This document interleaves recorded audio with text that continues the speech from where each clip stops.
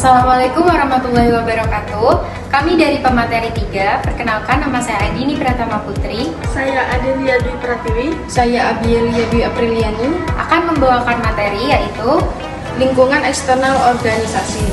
Yang pertama yaitu mengenai pengertian lingkungan eksternal. Lingkungan eksternal mengacu pada faktor-faktor di luar organisasi yang berpengaruh terhadap operasi dan keberhasilannya. Selanjutnya adalah pihak-pihak pada lingkungan eksternal makro. Yang pertama yaitu mengenai kebijakan pemerintah. Berbagai keputusan dan kebijakan pemerintah yang mempengaruhi bidang usaha. Yang kedua yaitu perubahan demografis. Perubahan populasi, usia, etnis, dan rantai nilai global yang mempengaruhi perusahaan.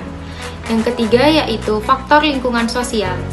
Hal-hal ini seperti tata nilai, perilaku konsumen, dan tren budaya yang mempengaruhi usaha. Lalu selanjutnya, pihak-pihak pada lingkungan eksternal mikro. Yang pertama yaitu pemasok. Faktor-faktor yang mempengaruhi pemasok dan hubungan bisnis dengan organisasi. Yang kedua yaitu pesaing. Tren industri, kekuatan persaingan, dan strategi pesaing yang mempengaruhi perusahaan. Yang ketiga yaitu konsumen, faktor-faktor yang mempengaruhi preferensi, perilaku, dan kebutuhan konsumen. Selanjutnya, pengaruh lingkungan eksternal terhadap organisasi. Yang pertama, resiko dan peluang. Pengaruh faktor-faktor eksternal dalam menciptakan resiko dan peluang bagi organisasi. Yang kedua, strategi bisnis. Bagaimana perusahaan menyesuaikan strategi untuk mengatasi faktor-faktor eksternal. Lalu selanjutnya, faktor-faktor dalam lingkungan eksternal makro. Yang pertama, politik pengaruh kebijakan pemerintah dan stabilitas politik pada bisnis. Yang kedua, ekonomi perubahan dan kebijakan ekonomi yang mempengaruhi kondisi bisnis. Yang ketiga, tren sosial dan perubahan dalam preferensi konsumen. Dan selanjutnya ada faktor-faktor dalam lingkungan eksternal mikro. Yang pertama, ada pengaruh persaing strategi, bersaing, dan perubahan dalam lingkungan persaingan.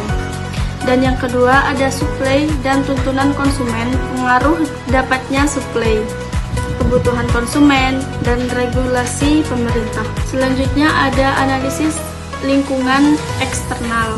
Yang pertama ada kelebihan, cocok untuk perencanaan strategis. Yang kedua ada tantangan, proses dalam analisis yang kompleks. Yang ketiga peluang, memahami tren bisnis dan pasar. Yang terakhir ada kesimpulan dan implikasi dari materi yang kami bawakan.